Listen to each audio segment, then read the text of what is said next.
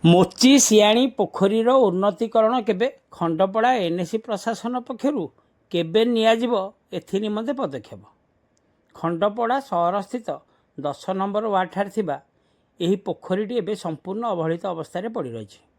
ସହର ମଧ୍ୟଭାଗରେ ଥିବା ଏହି ପୋଖରୀଟି ଉପରେ ମଧ୍ୟ ସ୍ଥାନୀୟ ବାସିନ୍ଦାମାନେ ସମ୍ପୂର୍ଣ୍ଣ ନିର୍ଭର କରିଥାନ୍ତି।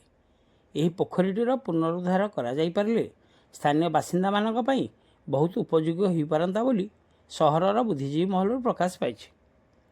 ତେଣୁ ଖଣ୍ଡପଡ଼ା ଏନ୍ଏସି କର୍ତ୍ତୃପକ୍ଷ ଏଥିପ୍ରତି ସ୍ୱତନ୍ତ୍ର ଦୃଷ୍ଟି ଦେବା ସହିତ ଏହି ପୋଖରୀଟିର ପୁନରୁଦ୍ଧାର ନିମନ୍ତେ ପଦକ୍ଷେପ ନେବା ପାଇଁ ସାଧାରଣ ଦାବି ହେଉଛି। ତେବେ ଦେଖିବାକୁ ବାକି ରହିଲା ଖଣ୍ଡପଡ଼ା ଏନ୍ଏସି ପ୍ରଶାସନ ପକ୍ଷରୁ ଏଥିପ୍ରତି ଆଗାମୀ ଦିନରେ କି ପଦକ୍ଷେପ ନିଆଯାଉଛି ଏବଂ ଏହି ମୋଚିସିଆଣି ପୋଖରୀଟିର କେବେ ପୁନରୁଦ୍ଧାର ହେଉଛି। ଖଣ୍ଡପଡ଼ାରୁ ସନ୍ତୋଷ କୁମାର ସାହୁଙ୍କ ରିପୋର୍ଟ, ଖଣ୍ଡପଡ଼ା ଖବର।